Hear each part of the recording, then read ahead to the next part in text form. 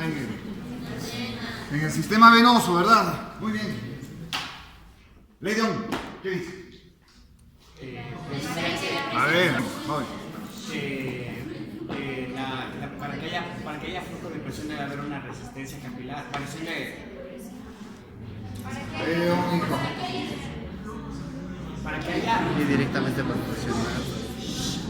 La ley de Ohm dice que el flujo Dice que debe haber una variación de presión Es directamente proporcional. dividida por la resistencia. Ok, ¿eso qué quiere decir? Que el flujo es directamente proporcional a la variación de presión e inversamente proporcional a la resistencia. Ok. Esa es la ley de Ohm. Recuerde usted que para que exista flujo debe haber una diferencia de presión. No, siempre una diferencia de presión entre dos extremos de un vaso que quiera tener circulación en esencia. Ok. Esa es la ley de Ohm. Hoy vamos a detallar cada uno de los parámetros que se encuentran en la ley de Ohm. Vamos a ver algo de conductancia y vamos a ver algo de material. Muy bien, vamos con el flujo. ¿Qué es flujo, mija? Es la cantidad de sangre que va a transportarse de un punto hacia otro en un tiempo determinado. Ok, entonces flujo es. Mira, Gavianes, flujo es. Ok, entonces cuando hablamos de flujo y cuando leemos flujo en los libros, debemos tener claro lo que es un flujo, ¿no es cierto? Tal cual un flujo de lo que sea, el flujo de carros, ¿no? Va a pasar por la autopista y hay, cuando venimos del valle, ¿no? Y hay un gran flujo, ¿no? Entonces el flujo es la cantidad, ¿sí? Es la cantidad que pasa por un determinado sitio en un tiempo determinado, ¿ok? Si eso lo extrapolamos a la circulación, será el volumen de sangre que pasa por un sitio específico de la circulación en un tiempo determinado. Eso es flujo. Entonces, como estamos hablando de volumen, de la cantidad de sangre que va a pasar por este vaso, que es volumen, estaremos hablando de que cuando hablamos de flujo, las unidades siempre estarán en unidades de volumen, ¿verdad? Que son litros, mililitros, decilitros, centilitros, lo que usted quiera. Normalmente se usa litros o mililitros. Y cuando hablamos de flujo, el otro parámetro que debemos tomar en cuenta es el tiempo. Es el tiempo. Es el tiempo. Y entonces, ahora sí hablamos con propiedad. El flujo sanguíneo cerebral es 120 ml por minuto. Quiere decir que 120 ml se han ido hacia el cerebro durante cada minuto. O decimos el flujo sanguíneo renal es 1200 ml por minuto. De sangre hacia nuestros riñones en cada minuto, ¿verdad? ¿Y el flujo cardíaco cuánto es? 5 litros. 5 litros por minuto. ¿Cuánto pasa de tu corazón hacia la aorta en cada minuto, hijo? 5000. 70, pero por cada latido, pues. 5000. ¿Y en un minuto? ¿Cuánto más o menos? ¿Cuál es el flujo cardíaco? Es decir, es el equivalente al gasto cardíaco. 5 litros por minuto. Entonces, cada que hablemos de flujo estamos hablando de eso, de volumen y tiempo. ¿Cuánto pasa el volumen y tiempo? Entonces, mire, es más o menos como si hablásemos de flujo a través de la puerta. Mira, espérate. Cuenten el tiempo, no, pasen. ¿Cuál ha sido el flujo? 3. 3 ml en un segundo, ¿verdad? Ese es el flujo. Eso es el flujo. ¿Cuánto y en cuánto tiempo? Ok, eso es flujo. Ok, ¿cuánto de volumen y cuánto de tiempo? Y entonces cuando estamos hablando de flujo, estamos hablando de eso esencialmente. Y cuando leemos los libros, ahora sí vamos a entender, el flujo sanguíneo renal, así no, cuánto está pasando de volumen en un tiempo determinado. O el flujo sanguíneo muscular, cuánto está yendo hacia los músculos en un tiempo determinado. ¿Ok? Eso es flujo, las unidades de flujo siempre serán en volumen y tiempo. Al flujo se lo mide, a ver con detalle cómo se medía el flujo hace 30 años, ¿no? Con el flujómetro, que era un aparato que tenías que colocar directamente acá, meterlo acá y medía impedancia y todo esto. Pero eso es hace muchísimo tiempo, ¿no? Ahora los flujos se miden de manera distinta. Ahora los flujos se miden esencialmente a través de ecocardiografía, de ecografía esencialmente, es decir, un aparato que capta esta señal del paso de la sangre en un sitio determinado y nos mide flujos. Es más, ahora el ecocardiograma nos ha servido muchísimo, incluso para ir quitando lo invasivo que éramos antes, ¿no? Antes colocaban los catéteres desordenados, un catéter que iba por las cavidades cardíacas para poder medir la diferencia entre una cavidad y otra, en relación a flujo y en relación a presión. Ahora simplemente ponemos un ecocardiograma transparente y nos mide lo mismo. Ya no tenemos que estar pinchando ni invadiendo. ¿Okay? Entonces, miren lo importante del eco ahora para medir flujos, ¿no? Y ustedes cuando se embarazan, si tienen una hermana embarazada, su mamá debe recordar el eco, ¿no es cierto? Y medir los flujos a través de la arteria del cordón umbilical, ¿no es cierto? Se va midiendo los flujos. ¿Cuánto está pasando de sangre? ¿Está pasando bien? ¿Cuánto está la presión? Todo eso se mide ahora a través del flujo, ¿ok? A través del eco, ¿sí? Así es como se mide ahora el asunto con la medición. Muy bien, cuando hablamos de flujo, este flujo, este paso de sangre a través de los vasos, puede ser de dos maneras, ¿ok? La una manera es que, y como normalmente fluye la sangre, es a través de capas, ¿sí? De capas de sangre, ¿sí? Y así va fluyendo la sangre. A este flujo en capas se le conoce como flujo laminar, ¿no? Este es el flujo laminar. Es fácil entender que cuando hablamos de flujo laminar, las capas de sangre que están más cercanas a la pared del vaso circulan más lento que las que están pasando por el centro del vaso. De manera que estas capas de sangre siempre quedan hacia atrás y estas van un poco más hacia adelante. Este hecho hace que cuando hablamos de flujos laminares, el perfil de sangre que se forma es como una parábola. ¿Ok? Y entonces a esto se le conoce como el perfil parabólico del flujo laminar. ¿Okay? La sangre normalmente fluye en perfiles parabólicos porque casi siempre fluye en láminas, ¿no? Como un flujo laminar. ¿Ok? Pero sucede que muchas veces a este flujo tan tranquilo, aquí se forman las placas de ateroma, ¿no? Depósitos de colesterol, de grasa que están ahí. Y todo este flujo laminar choca contra esta obstrucción y forma corrientes de torbellino. Lo que en otras palabras forman son los flujos turbulentos. ¿Okay? Forman los flujos turbulentos. Entonces circula de esa manera a través de un vaso, formando turbulencia esencialmente. Por tanto, yo puedo tener flujos laminares o puedo tener flujos turbulentos. Los flujos turbulentos son normales, sobre todo cuando sale del ventículo a la aorta. Por la gran presión y la gran velocidad con la que sale, se forma algo de torbellinos.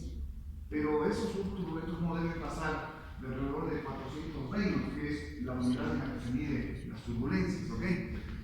Cuando los Reynolds superan 1500 o 2000 Reynolds, estamos hablando de una turbulencia muy alta y eso va a traducir ya a los vasos pequeños, ¿ok? Entonces, recordar simplemente que yo tengo dos opciones, o flujo laminar o flujo turbulento. Recordar que hay flujos turbulentos en condiciones fisiológicas, sobre todo en los grandes vasos cuando atraviesa del corazón hacia la aorta. Eso es flujo, jóvenes. ¿Por qué no me la puta mía?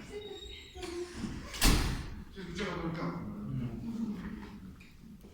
Luego a nosotros nos dicen mentirosos. Ok. Flujo. Eso es flujo. Vamos al otro parámetro de la ley, vamos a la presión.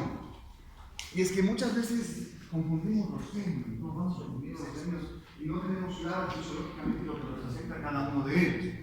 La presión, en cambio,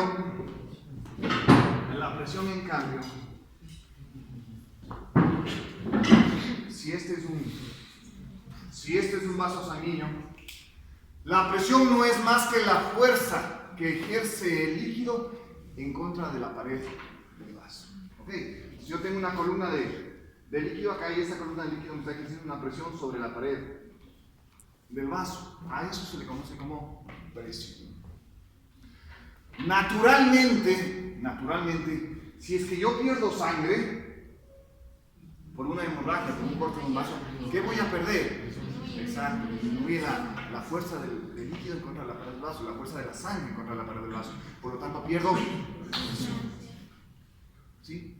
Si es que un vaso, escucharán bien porque esto es bastante lógico. Si un vaso se dilata, se hace vasodilatación, ¿qué pasa con la presión?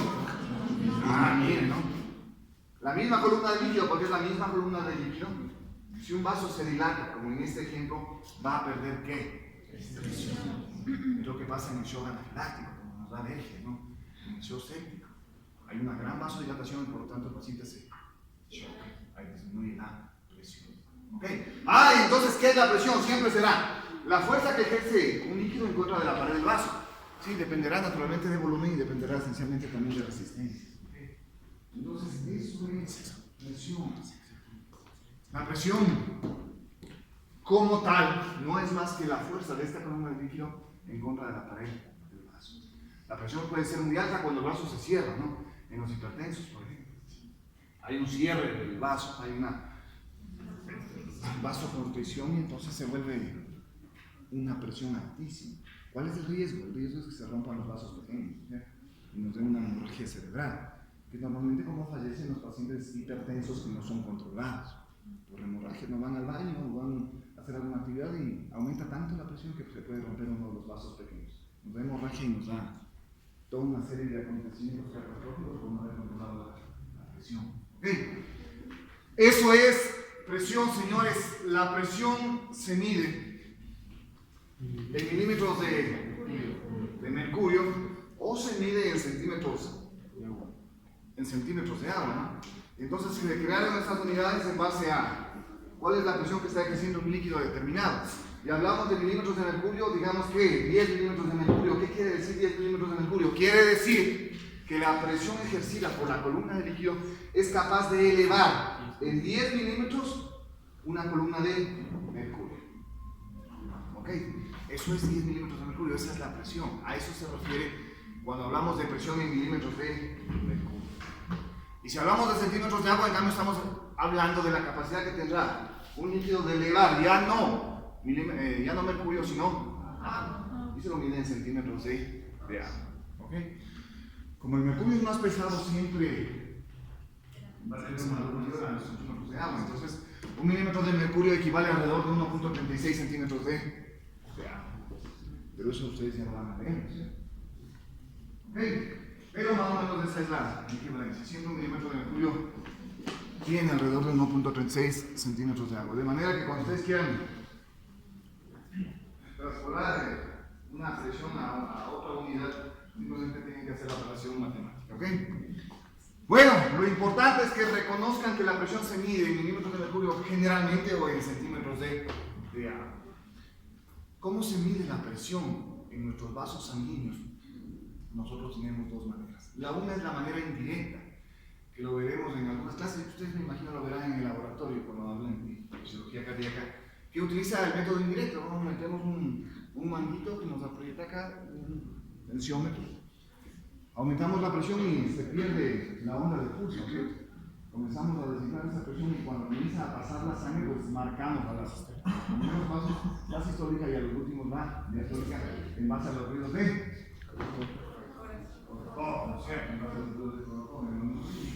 los primeros ruidos corresponden a la sistólica y los últimos ruidos a la presión diastólica. ¿Ok? Pero esta es una presión indirecta, ¿no? A veces el manguito está muy apretado y nos da presiones altas, o el manguito está muy flojo y nos da presiones bajas. Y al ser una presión indirecta, a veces hay fallos, ¿no? Se mueve un poco el paciente y puede alterarse un poco lo que estamos escuchando. Y entonces cuando nosotros queremos una presión fidedigna, exacta, lo que hacemos en quirófano es colocar un catéter directamente a una arteria, que en condiciones más altas normalmente es la arteria radial. Entonces introducimos un catéter y canalizamos la arteria radial. Y esa arteria radial da la presión que es traducida a un aparato en la onda de pulso, ¿no? Y entonces medimos directamente, esa es una presión arterial directa, medimos directamente la presión arterial en nuestros vasos. ¿Okay? Eso hacemos cuando hacemos corazón, cuando estamos haciendo trasplantes, normalmente canalizamos una vía arterial para poder medir la presión directamente en nuestro paciente, sin métodos indirectos. ¿Ok? Y usted puede medir la presión de estos dos métodos. Normalmente ustedes se van a adaptar a los métodos indirectos, que es lo que nosotros tenemos en los hospitales base y en nuestros centros de salud, así que hay que estar claros en cómo tomar la presión, ¿no? Hay que estar claros y hay que ser, sobre todo cuando estamos comenzando, hay que ser bastante certeros con la toma de la presión. Pero a veces no escuchamos, ¿no? Simplemente el oído no está adaptado y eso va a pasar en el laboratorio, no se escucha. ¿No? Está en el oído. Entonces, si no escucha, pues digan escucho, ¿no? No sirve a eso. Muchísimo se ve eso en las enfermeras. Ay, doctor, ahí sí el 60. Sí, de repente el paciente con dolor de cabeza se jardina. Tomamos en 180, 100. Por eso. Entonces hay que ser bastante certeros con la toma de la presión. ¿Okay? Muy bien, eso es presión, la fuerza del líquido en contra de la pared del vaso. El otro parámetro de la ley de Ohm es la resistencia. ¿Okay? Es la resistencia. La resistencia no es más que el impedimento que ofrece la pared del vaso al flujo de sangre, al paso de sangre. Entonces, ¿qué es resistencia? Es el impedimento que ofrece esta pared al paso de la sangre. Entonces yo aquí tengo una resistencia determinada. ¿Qué pasó con este vaso? ¿Tengo resistencia aumentada o disminuida? Disminuida. Disminuida, ¿verdad? Ahora, como se dilató el vaso, yo tengo más facilidad para que el flujo atraviese. Entonces disminuye la resistencia y se aumenta el flujo. ¿Qué es resistencia? El impedimento que ofrece la pared del vaso al paso de la sangre. Pero ¿qué pasa si este vaso se cierra, no? Y me produce vasoconstricción. Aumenta la ¿Qué resistencia. pasó con el impedimento? Aumentó el impedimento, aumentó la resistencia. ¿Qué va a pasar con el flujo? Disminuye. Tengo un vaso más estrecho para que fluya sangre, en otras palabras, más pequeño, de diámetro más pequeño. Por lo tanto, la sangre pasa con más dificultad, pasa en menor cantidad. ¿Okay? Entonces, este impedimento que ofrece la pared del vaso al flujo de sangre, eso se conoce como resistencia. Y entonces, cuando ustedes escuchan, que aumentaron las resistencias, vasoconstricción, ¿no? Disminuyeron las resistencias, vasodilatación. Okay. Eso es todo lo relacionado a las resistencias. No es bueno ni que aumenten ni que disminuyan la resistencia, ¿no? En ciertas condiciones van a variar, sobre todo los tejidos van variando en base a su necesidad, como ya vimos. ¿Cuáles son los principios básicos de la circulación? Cierto, el flujo sanguíneo local es regulado por el propio tejido. Y entonces el propio tejido lo regula en base a esto, ¿no? O vasodilata si quiere más sangre, o hace vasoconstricción si necesita menos sangre y está en reposo. ¿Ok? Entonces de esta manera vamos variando el flujo sanguíneo que me está llegando hacia los tejidos en base a variación de resistencias. Doctor, dime. ¿las unidades de la resistencia cuáles son? Allá íbamos, ¿no? La resistencia se mide en lo que se conoce como unidades de resistencia periférica. Las resistencias no se miden directamente porque no se puede medir directamente al vaso en sí, a su pared, pero se miden indirectamente a través de lo que se conoce como unidades de resistencia periférica, que en otras palabras no es más que la relación que tiene un vaso en su flujo y en su presión. Y entonces decimos que a nivel sistémico la unidad de resistencia periférica no es más que igual a la diferencia de presión, es decir, la diferencia de presión desde el vaso más grande hasta el vaso que menos presión tiene. ¿Okay? Y esa diferencia de presión está alrededor de ¿cuánto? De 100 milímetros de mercurio. ¿Ok? Y el flujo naturalmente, el flujo que pasa a través de nuestro sistema circulatorio, a través del corazón, está también alrededor de ¿cuánto? De 100 ml por minuto. ¿Ok? Y entonces, tachamos de esto y la unidad de resistencia periférica es de 1. ¿Sí? Normalmente nuestra resistencia es de 1. ¿Ok? En base a la diferencia de presión y en base a la diferencia de flujo que existen en nuestros vasos. Pero puede suceder que, como les estoy explicando, que los vasos se dilatan, ¿no? Y Y entonces disminuyen las resistencias, y entonces tenemos resistencias de menos de 1 cuando no hay vasodilatación. Algunos tejidos pueden trabajar con menos resistencia, con 0,2, con 0,3, así como hay el riesgo de que aumenten las resistencias a 4 o a 5 unidades de resistencia periférica cuando el vaso está extremadamente, o los tejidos están extremadamente cerrados.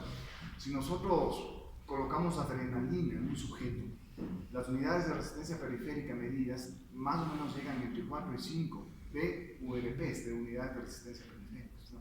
Es decir, extremadamente grande el impedimento al flujo sanguíneo por la vasoconstricción que existe. ¿Ok? Entonces, así se miden las unidades de resistencia periférica, que es una medida indirecta, esencialmente, que se la encuentra para analizar cuán cerrado o abierto está un vaso sanguíneo. ¿Listo? Señores, esto es resistencias, el impedimento que ofrece el vaso al flujo de sangre.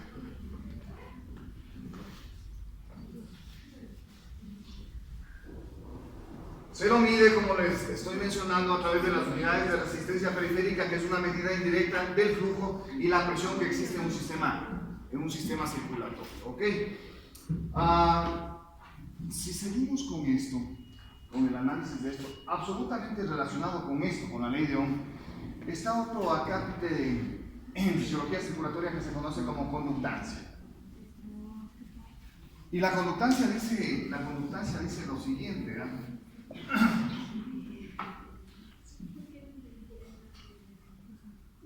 Tengo un vaso,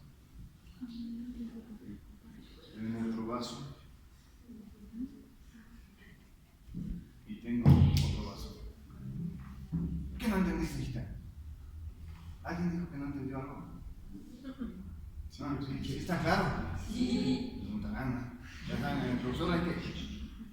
Miren, ya les he hecho desde la primera clase. Pero si usted no entiende algo, yo me doy la vuelta por otro lado y lo llevo a lo mismo. Y les hago entender, ¿ok? Entonces, usted está en todo su derecho de aprender bien las cosas. ¿Ok? Muy bien, hablemos algo de conductancia. A ver, asumamos que en los 3 vasos que ustedes ven en la pizarra, asumamos que en los 3 vasos yo tengo la misma diferencia de presión entre un lado y otro, entre un lado y otro, entre un lado y otro. Digamos que esa diferencia de presión es de 100 milímetros de mercurio. Esa es la diferencia de presión entre un extremo y otro. En los 3 ejemplos. Ahora, yo tengo un flujo a través de este vaso, y tengo un flujo a través de este otro vaso. Por tanto, eso es conductancia. Conductancia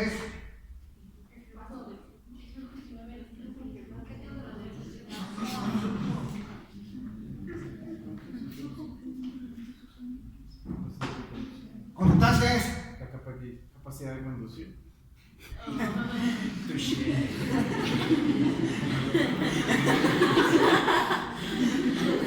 Señorita Díaz, aclárenos qué es conductancia. Eso no tienen que decir lo que les estoy diciendo ahora. Entonces es el flujo sanguíneo a través de un vaso para una presión dada. ¿Okay? Eso es conductancia, es decir, ¿cuánto de flujo pasa por aquí para una diferencia de presión dada? Eso dice Guyton que es conductancia. Lo que pasa es que a Guyton le faltó un poquito el concepto, ¿no? Porque conductancia no solo es el flujo a través de un vaso para una diferencia de presión dada, sino, y lo que le faltó a Guyton es decir, sino también en base a qué? Al diámetro del vaso. ¿Okay? Al diámetro del vaso. Mire, usted tiene aquí diferentes diámetros, ¿no? Y digamos que aquí yo tengo un diámetro de 1, aquí yo tengo un diámetro de 2, y aquí yo tengo un diámetro de 4. Diámetro del vaso, ¿no? ¿Cuánto mide de un lado a otro la pared? El diámetro. ¿Ok? Mire, entonces, eso es constancia realmente, ¿ah? No es más que el flujo sanguíneo para una diferencia de presión dada en base al diámetro de un vaso. Eso es conductancia. Pero vamos a ver lo importante de esto radica en lo siguiente. Que si yo tengo un diámetro de 1, para una diferencia de presión dada, en este ejemplo sí me ocurrió, el flujo sanguíneo que yo voy a tener es de 1 ml, digamos por minuto, digamos que es o por segundo, por cualquier unidad que usted quiera. Ok, ese es el flujo para este diámetro de 1. Si o sea, al final, para el diámetro de 2, ¿cuánto será aquí? 2, ¿no es cierto? No, bien es 2. 2 ml por minuto. ¿Y para este de acá cuánto será? 4 ml por Ley minuto. de cuenta. Ok. ¿De acuerdo? ¿Cómo vas a estar de acuerdo? ¿Cómo vas a estar de acuerdo? Por eso tienen que tener un pensamiento crítico, no todo lo que se les dice es cierto. Todos en algún momento de eso. Una mentirilla de. Ok. De ninguna manera, jóvenes. Esto que van a ver es conductancia. Y es lo importante de reconocer lo siguiente. Cuando el diámetro aumenta, el flujo sanguíneo aumenta a la cuarta potencia del diámetro del vaso. Eso se llama la ley de la cuarta potencia, que en fisiología circulatoria nos da una variación inmensa en el flujo sanguíneo. Y entonces, esto es esto. 2 por 2 por 2 por 2, 16. Mire cómo solo aumentando en 2 veces el diámetro del vaso, hemos aumentado el flujo en cuánto? Una locura, ¿no? Esto quiere decir que cuando los vasos dilatan, aumentan pero muchísimo el flujo sanguíneo hacia ese tejido. Y eso pasa con un diámetro 2. Miren lo que pasa si el diámetro aumenta a 4 veces su diámetro original. 256. Mire usted, ahora ya no tenemos 1 ml por minuto, tenemos 256 ml. Es decir, aumentamos 256 veces el flujo. Es decir, la cantidad de sangre que va pasando a su tejido aumentó 256 veces. Gracias a conductancia, gracias al diámetro del vaso. Quiere decir, por tanto, que cuando un tejido vasodilata, va a aumentar hacia el mismo una gran cantidad de ¿qué? De sangre. Porque necesita más sangre. Porque si el músculo trabaja más, necesariamente sus vasos deberán ¿qué? Dilatarse para que llegue más sangre. Deberán aumentar, por lo tanto, ¿qué? Su conductancia. Eso es conductancia, sí, el flujo sanguíneo en base a la diferencia de presión para el diámetro del vaso. En base al diámetro del vaso. Y esto es importantísimo, que ustedes reconozcan. Yo ahora en el posgrado lo vemos, ¿no es cierto? Lo seguimos viendo con mis estudiantes de posgrado, porque conductancia es importante, pues, ¿no es cierto? Porque no podemos a un paciente que está chocado, que está muriéndose, colocarle un catrón, un catéter hacia la vena que sea muy fino. ¿Sí o no? Es decir, de diámetro muy pequeño. Porque si usted coloca un catrón, un diámetro muy pequeño, y abre la llave y después de una crisis va a tener 1 gota, 2 gotas, 3 gotas, ¿no? Pero si le ponemos un 16, que es casi como minero, y le metemos y abrimos la llave para que pase el líquido, ¿qué va a pasar? Pasa chorro. Porque yo necesito restablecer ¿qué? Volumen sanguíneo, presión en un paciente que está chocado. ¿Ok? Entonces, por Dios, a la enfermera hay que darle una buena puteada, no sé. Porque si ve que un paciente está chocado, que está hipotenso, no puede colocar un cartón muy fino. Tiene que colocar un cartón grueso porque van a necesitar una gran cantidad de líquidos. Porque ustedes ya saben lo que es la conductancia. La conductancia, en resumidas cuentas, dice que a mayor diámetro del vaso, mayor flujo voy a tener. Y como yo necesito mayor flujo porque necesito restablecer a mi paciente, necesito colocar un vaso con un buen diámetro, no un fino, sino un.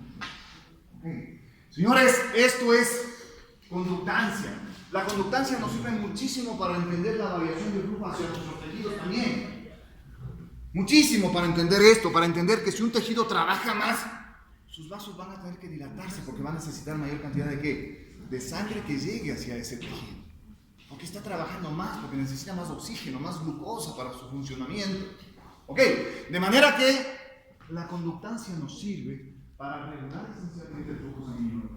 Entender conductancia sirve para entender eso. ¿Ok? Y si un tejido deja de trabajar, deja de dilatar sus vasos y vuelve a su tamaño normal, a un flujo pequeño, para un tejido que ya no necesita en grandes cantidades un volumen de sangre. ¿Ok? Eso es conductancia. Y la conductancia tiene que ver con esto que se conoce como la ley de la cuarta potencia. Recuerde siempre que el flujo es la cuarta potencia del diámetro del vaso. ¿Ok? Ley de la cuarta potencia. Muy bien. Hemos visto flujo, presión, resistencia y conductancia. Hasta aquí, señores. ¿Alguna duda? Como toda la fisiología. ¿O no? ¿O me va a decir que esto, que esto no es más bonito que bioquímica? ¿O me va a decir que esto no es más bonito que...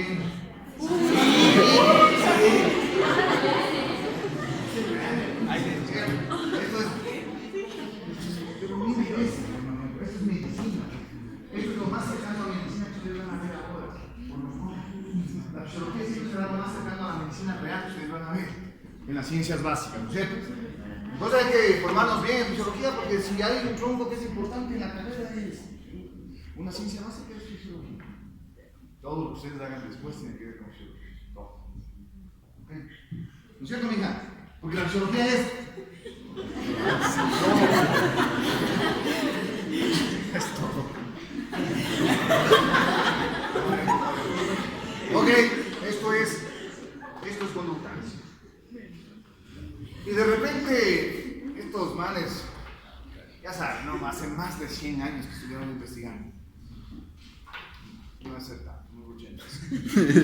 Vamos a mediados del siglo pasado. Entonces, de repente, por ahí salió un Poisley, ¿no es cierto? Que era un gran fisiólogo, Poisley, que dijo, ya, pero el flujo no solo determina, no está determinado por la ley de Ohm, dijo. Hay otros parámetros que también hay que analizar cuando hablamos de flujo. Y creó lo que se conoce la ley de Poisley, ¿no? La ley de Poisley tiene que ver con una fórmula de Poisley, ¿no es cierto? Que no solo engloba a la ley de Ohm, que ya hemos visto que en general es un parámetro bastante aceptado para analizar flujo, pero la ley de Poisley analiza otras cosas también. Entonces, Poisley dijo, pero no solo depende de la resistencia y no solo depende de la diferencia de presión. Para que exista flujo por un vaso, dependen de otras cosas también. Y dijo, pues depende también de lo que ya conocemos, que es la diferencia de presión, y depende de esto. Y depende del radio a la cuarta, es decir, del diámetro. Es decir, conductancia. Para que exista flujo va a depender si el vaso está dilatado o si el vaso está contraído. De repente dijo, y es inversamente proporcional a otros parámetros también, ya analizados, la resistencia que ya hemos visto, pero también a la longitud del vaso. Mientras más largo es un vaso, pues más difícil será que haya flujo, más lento será el flujo. Y dependerá esencialmente a otro parámetro que no hemos analizado ahora, que es este, que es el que vamos a analizar y por eso estudiamos la ley de Poisley, que está relacionado a viscosidad. A viscosidad. Claro, pues porque no es lo mismo que fluya agua a que fluya sangre, ¿no es cierto? No es lo mismo que fluya, yo que sé, petróleo y agua normal. ¿No es cierto? Entonces la viscosidad tiene muchísimo que ver con el flujo a través de un vaso. ¿Ok? Pero como estamos hablando de sangre, pues tenemos que analizar la viscosidad en la sangre, ¿ok? En base a la fórmula de Poisley. Y entonces la viscosidad en la sangre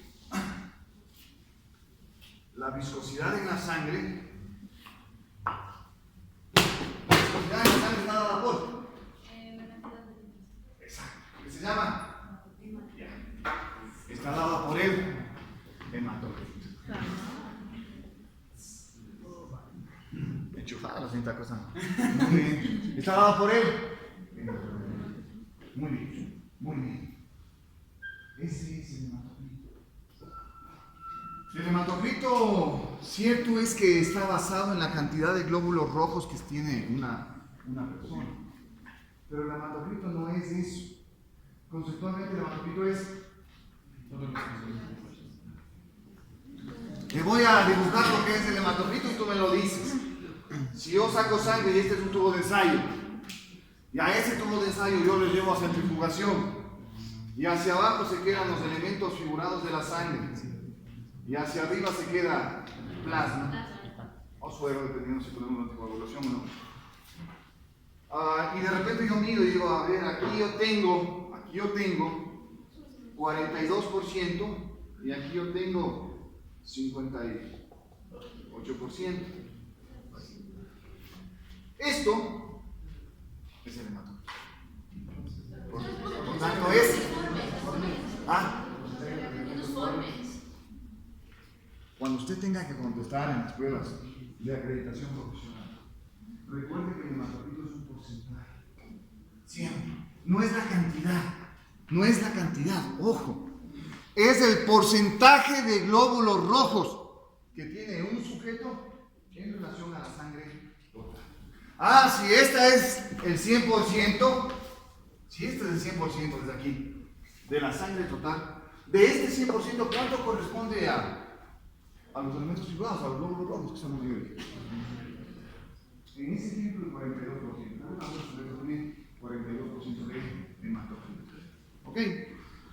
Pero fisiológicamente y conceptualmente eso es hematocrito. El porcentaje de glóbulos rojos que tenemos en relación a la sangre total. De manera que cuando usted va a leer el examen de sangre, hematocrito, todos los hematocritos siempre van a estar en ¿qué? En porcentaje.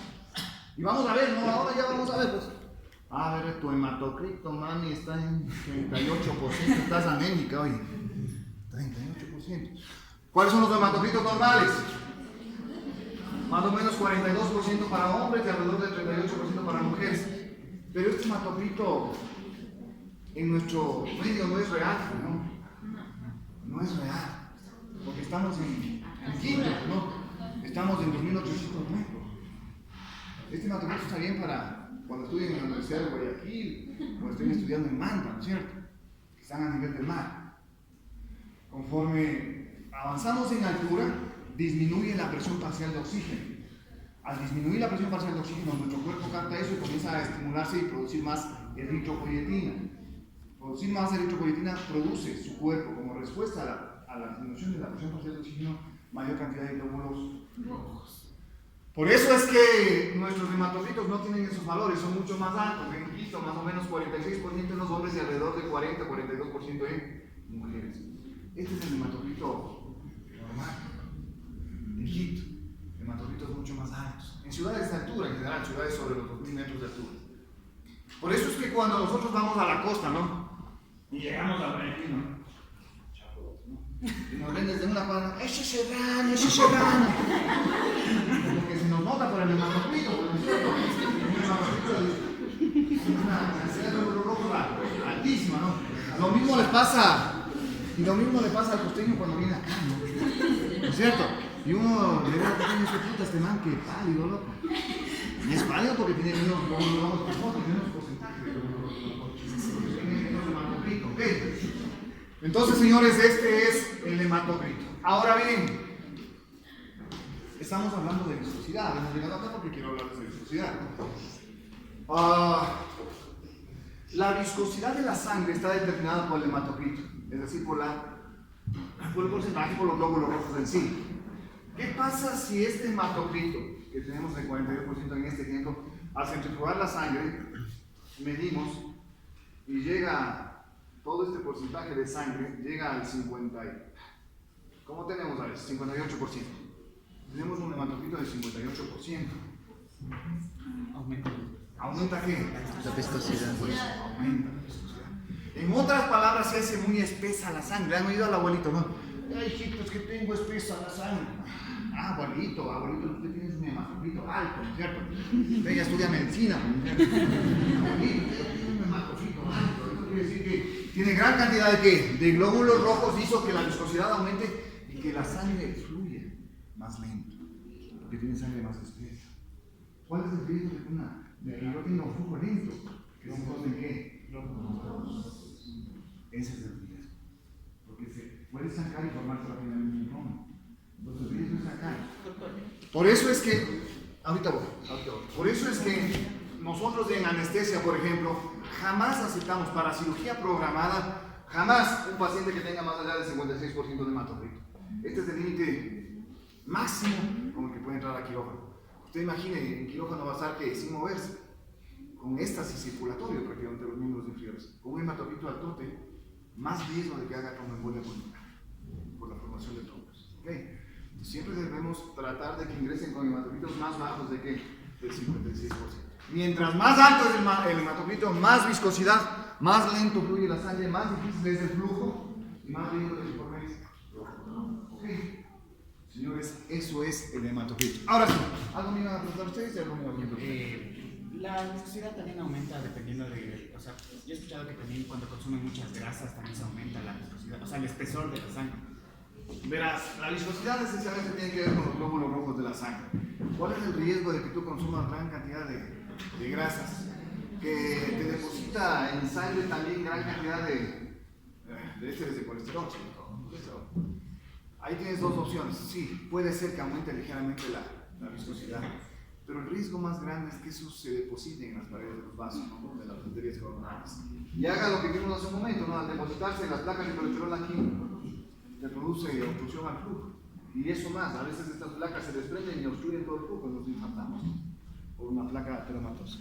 El riesgo más grande está en eso, en los infartos que puede producir el depósito de colesterol. ¿Okay? Muy bien, señores, eso es viscosidad sanguínea, esa es la ley de Pauli.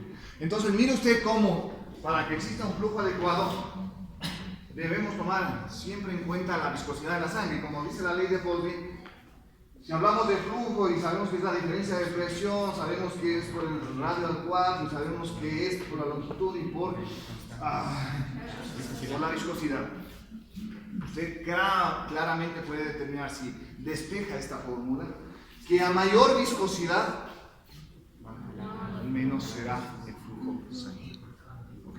Porque se hace más lenta la circulación. ¿Ok? Ojo con esto. Señores, esto es visión general de la circulación. Estas son las relaciones de presión, flujo y resistencia. De aquí en adelante, cuando usted lea un libro de medicina, jamás debe olvidarse lo que es presión, lo que es flujo, lo que es resistencia. ¿Ok? Señores, estos términos y estos conceptos fisiológicos les van a acompañar durante el largo de su vida.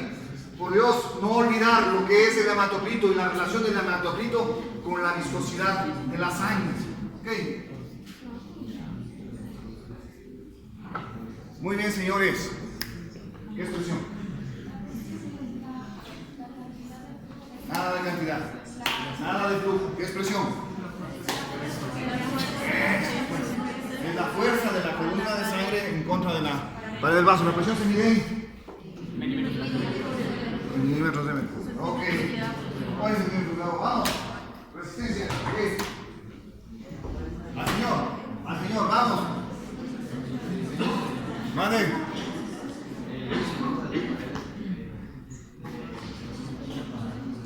Ya, la resistencia entonces es el impedimento que ofrece la pared del vaso al flujo de sangre. La resistencia se mide en unidad de resistencia. La resistencia significa que es una relación del flujo y la presión que existe por más determinada. Entonces, las unidades de resistencia significan los movimientos son de 1. Cuando baja de 1 disminuye la resistencia y cuando aumenta de 1 aumentamos la resistencia. Flujo. ¿Mate?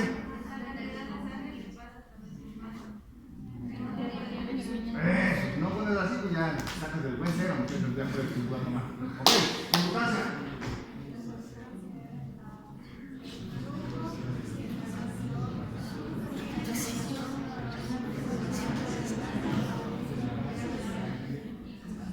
Conductancia.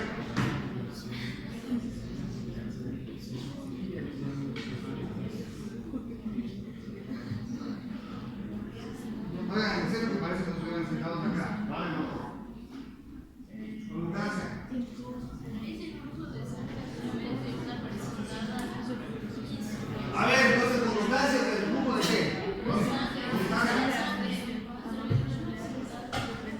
más, con mi casa, dale el observo completo.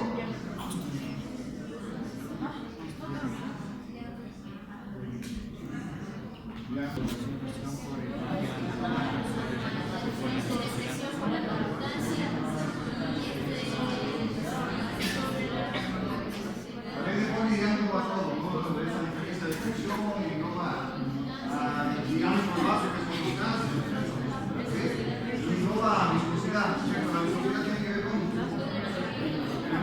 Que es